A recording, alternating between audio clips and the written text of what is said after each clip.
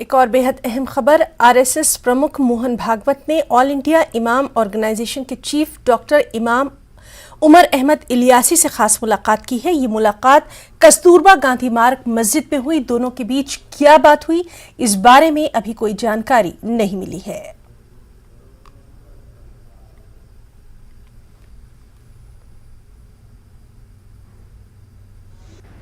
RSS के chief Mohan Bhagwat की अखिल भारतीय इमाम संगठन के चीफ इमाम मौलाना उमर इलियासी से आज सुबह 9 बजे मुलाकात हुई है। मौलाना उमर इलियासी के जो बड़े भाई हैं सुहेब इलियासी, वो खुद इस मुलाकात में मौजूद थे। आज थोड़ा गम का मौका था, पारिवारिक एक मुलाकात की बात कही जा रही है। हमारे साथ सुहेब साहब मौजूद हैं। सुहेब साहब, ये जो मुलाकात रही, क्या क्या बातें हुई और क्या मौका था? आज का जो कार्यक्रम मोहन भागवत जी का हमारे यहाँ तशरीफ़ लाना, वो सिर्फ़ और सिर्फ एक पारिवारिक कार्यक्रम के तहत इसको देखा जाना चाहिए। एक परंपरा रही है संघ के प्रमुख पहले माननीय सुदर्शन जी और अब माननीय मोहन भागवत जी, हमारे पिताजी के साथ एक आत्मिक संबंध था, एक भाईचारगी का ताल्लुक़ था और वो बहुत ही करीबी रिश्ता था माननीय सुदर्शन जी का वालिद साहब के साथ में। तो माननीय मोहन भागवत जी का आज मौलाना जमील अहमद इलियासी, मेरे वालिद मोहतरम की बरसी पर उनकी कब्र पर फूल पेश करना हम लोगों के लिए बेहद खुशी की बात है। और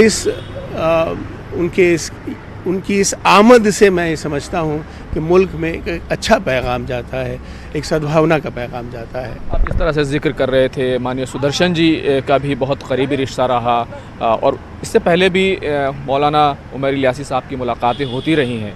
तो ये जो रिश्ता है, ये कितना करीबी है? ये बहुत करीबी रिश्ता है, ये मोहब्बतों का रिश्ता है, ये ज़ाती ताल्लुक़ातों का रिश्ता है और एक दूसरे को समझने के ये मौक़े फ़राहम करता है, समुदायों को जोड़ने के मौक़े फ़राहम करता है। तो ये रिश्ता जो है, मैं समझता हूँ आने वाले वक्त में मुल्क में और बेहतरी, मुल्क में और सद्भावना पैदा करेगा, ऐसा यकीन है। आप क्योंकि ख़ुद मुलाकात के दौरान मौजूद थे, उधर मोहन भागवत जी के साथ कौन था और आप क्योंकि मौजूद थे, तो किस तरह की बातें हुई वहाँ? सिर्फ़ और सिर्फ ज़ाती और पारिवारिक बातें हुई और किसी भी सियासत पर किसी नौयत की कोई चर्चा नहीं हुई। मैं था और इमाम उमर इलियासी साहब थे। आरएसएस की तरफ से मोहन भागवत जी के साथ कौन आया था? क्योंकि बड़ा ही गम का मौका है, आपके वालिद साहब की आज बरसी भी है और एक पारिवारिक रिश्ता है, तो किस तरीके से जो है उधर से सब लोग शामिल हुए? मोहन भागवत जी के साथ में माननीय इंद्रेश जी, माननीय कृष्ण गोपाल जी, मदन लाल जी, ये सब हजरात यहाँ मौजूद थे। भले ही पारिवारिक मुलाकात थी, लेकिन जो इस मुलाकात का मैसेज है वो काफ़ी बड़ा होता दिखाई देता है, क्योंकि जिस तरह के हालात हैं, जिस तरह की बातें होती रहती हैं, उस बीच में मोहन भागवत अगर एक मस्जिद में आते हैं और मज़ार पर आपके वालिद साहब के कब्र पर जाकर गुलपोशी करते हैं, तो एक बड़ी बात है ये। हाँ, इसमें कोई दो राय नहीं है। बहुत बड़ा पैगाम मुल्क में जाता है इस बात को लेकर के। मोहन भागवत जी बहुत विराट हृदय हैं। मतलब उनकी छवि जिस तरह से प्रस्तुत की जाती है कि वो बहुत सख्त छवि वाली शख्सियत है, ऐसा नहीं है। आज आपने ख़ुद देखा कि किस तरह से मौलाना जमील अहमद इलियासी साहब मरहूम की दरगाह पर आपने फूल पेश किए। तो ये उनके विराट हृदय को बताता है कि वो कितनी अजीम शख्सियत हैं। सिर्फ पारिवारिक बातें हुई या सामाजिक बातें भी थोड़ी बहुत देर हुई? सामाजिक और राजनीतिक किसी नौयत की कोई बात नहीं हुई। बहुत बहुत शुक्रिया।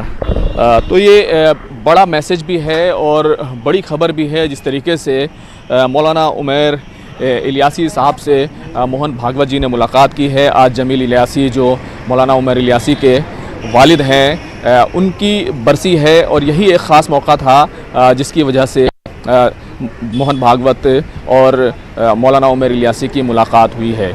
लेकिन इसका जो बड़ा मैसेज निकल कर आ रहा है वो ये है कि जो आपस में जो भाईचारा है उसमें कहीं ना कहीं जो है इस मुलाकात के मैसेज को देखा जा रहा है।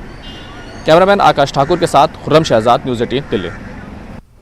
मंगलवार को दलित संगठनों ने धर्म परिवर्तन विधेयक के विरोध में एक रैली निकाली, जिसमें हिंदू धर्म से आजादी के नारे लगाए जाने को लेकर एपीएमसी के चेयरमैन नरेश शर्मा ने आपत्ति जताई है। उन्होंने कहा कि इन नारों से देवभूमि के लोगों की आस्था और उनकी भावनाओं को ठेस पहुंची है और कांग्रेस ने देवभूमि का अपमान किया है। ये कानून हिमाचल प्रदेश में 2006 से लागू था, मगर बहुत कमजोर था।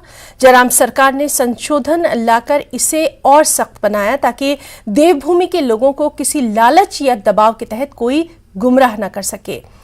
सिंह और कांग्रेस बताए कि लालच देकर धर्म परिवर्तन कर रहे लोगों से आपका क्या कनेक्शन और क्या मकसद है। देवभूमि की जनता को शर्मसार किया है, वहीं लाखों करोड़ों लोगों की भावना को ठेस पहुंची है। इस देवभूमि में हमारे देवी देवता विराजमान है, हमारे मंदिर विराजमान है, हमारी उसमें आस्थाएं हैं और इस प्रकार से मूर्तिवाद से आजादी का नारा देकर जिस प्रकार उन्होंने हिमाचल प्रदेश के देवी देवताओं का अपमान किया है, वह अति निंदनीय है। तो खबरों में फिलहाल इतना ही। नमस्कार।